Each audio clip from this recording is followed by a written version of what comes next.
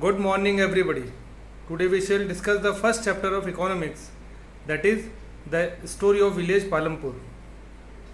Now, economics is a new subject for you. You have already know about that what is economics. All the activities which is done to earn money is known as economics. We shall discuss more about economic activities. First, we shall discuss about the production. Production, there are two type of activities in production, farming और non farming. Basically activities भी दो ही तरह की होती है बेटा, farming और non farming activities. इसके लिए पहले हम डिस्कस करेंगे factors of production. What do mean by factors of production? Land, labour, physical capital. So first of all land is a fix resource. wherever we want to make any production activities, whether it is agriculture or industry or any other activity, we shall first have to acquire the land. So that is why land is a fixed resource. Then labor, there are two types of labor, skilled or unskilled, means trained or untrained. Got the point? Then physical capital is again of two types, fixed or working. Fixed means the capital which is used for many years, like first of all you purchasing the land, then tools and machines, then buildings. Got the point? पूरा जो system setup करने के लिए हम पैसा खर्च कर रहे हैं बेटा, वो हो गया फिक्स्ड कैपिटल. देन उसके बाद working capital means to purchase the raw material. अब जो हमारा प्रोडक्शन का प्रोसेस है, मतलब प्रोसेसिंग का मेथड जैसे जैसे आगे बढ़ेगा, उसमें बीच में प्रोसेस में हमें जितनी भी कैपिटल रिक्वायर्ड रहेगी, वो सारी कैपिटल क्या कहलाएगी? Working capital. Got the point? The money which is use during the process of production, that is processing also.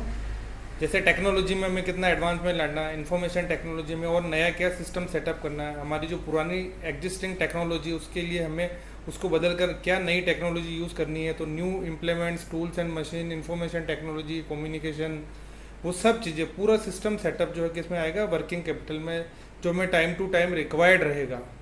उसके बाद हम डिस्कस करते हैं इकोनॉमिक एक्टिविटीज़, प्राइमरी, सेकेंडरी और टर्शरी.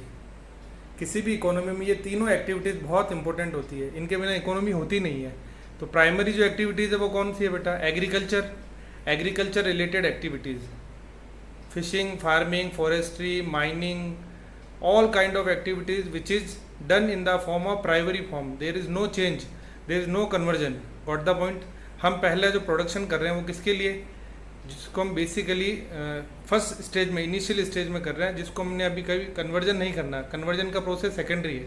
तो पहला ऐसा फर्स्ट स्टेज जिसमें हम एक्टिविटीज़ के लिए, जिसके सपोज जैसे दो तरह की एक्टिविटीज़ है, एग्रो बेस और मिनरल बेस. तो एग्रीकल्चर जनरली हमें जो रॉ मटेरियल देता है वो कौन सा होता है? Agro base.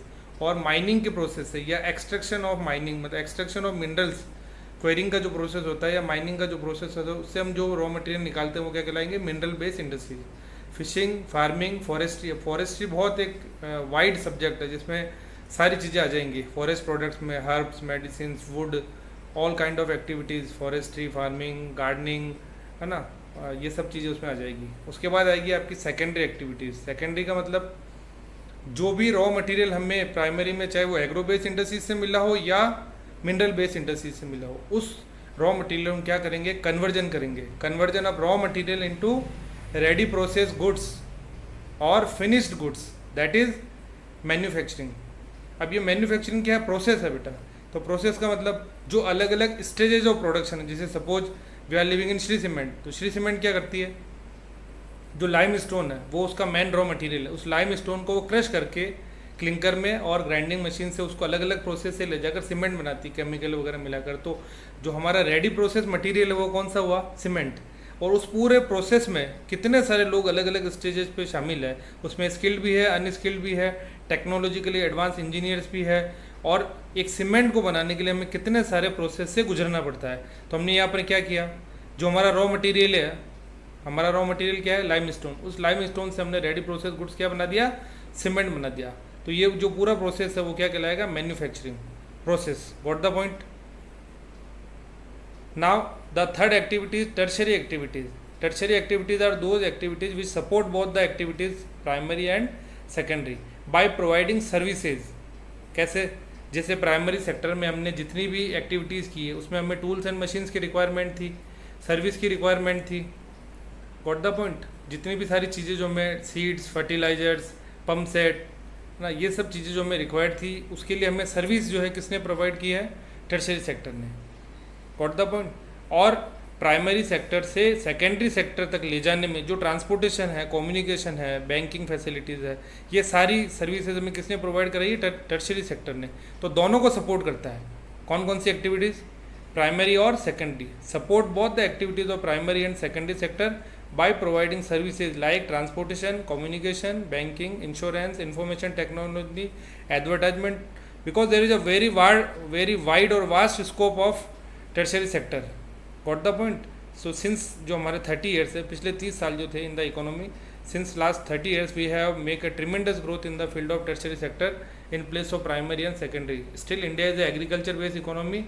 More than 55% people of country are engaged in the primary sector, but there is a growing role of tertiary sector, because हमारा जो आईटी सेक्टर है, आईटी सेक्टर और सर्विस सेक्टर वो बहुत तेज़ी से बढ़ रहा है। आप देख लो मेट्रोज़ में जितने भी है, सारी जॉब्स जो भी है वो सब कंप्यूटर बेस्ड है।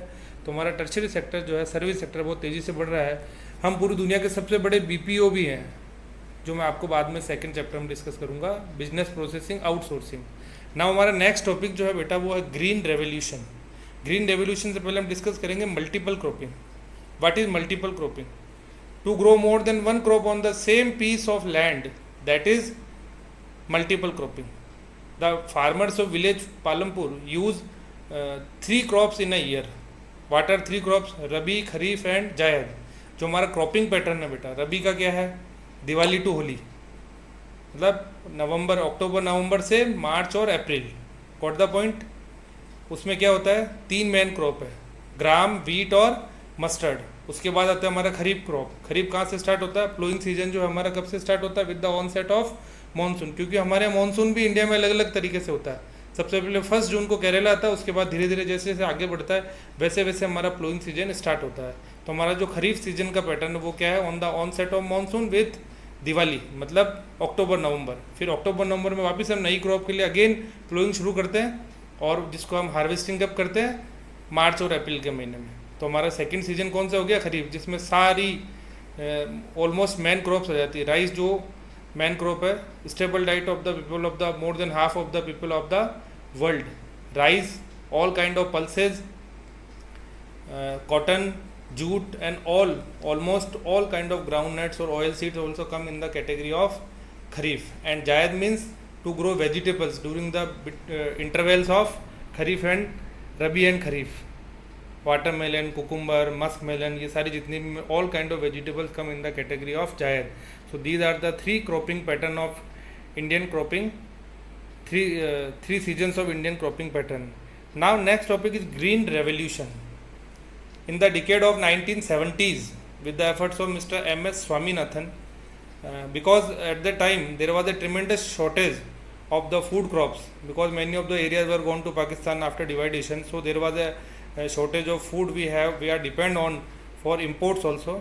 So with the efforts of M.S. Swaminathan, we have make a new changes in the cropping pattern of the farming, that is green revolution, by using to increase productivity.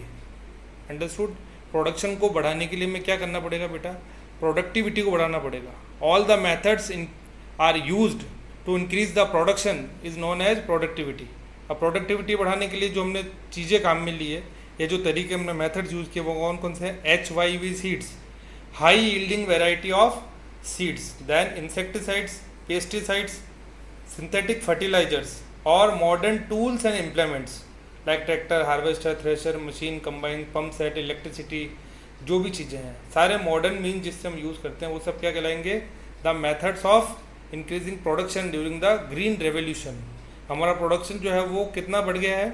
2.5 Guna, 2.5 time. जहाँ पहले earlier हम 100 bags of wheat grow करते थे, वहाँ उसकी जगह हम कितने कर रहे हैं? 250 bags of wheat. Specially the benefits of green revolution has been taken by 2 states, Punjab and Haryana. And almost in other states also we are using the mechanization, because earlier we were depend on manual agriculture. Now we are using mechanization of agriculture, commercial farming, etc. So I think everything has been discussed in the chapter. Okay, goodbye everybody.